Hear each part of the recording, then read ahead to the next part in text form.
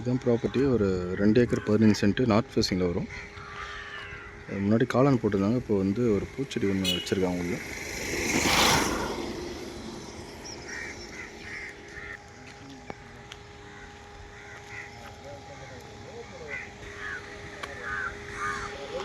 ஒரு 150லேருந்து ஒரு 120 வரை ஃப்ரண்டேஜ் வரும்.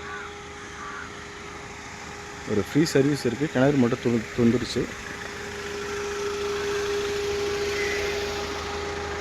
ட்ரை லேண்டு நார்த் ஃபேஸிங்கில் வரும்.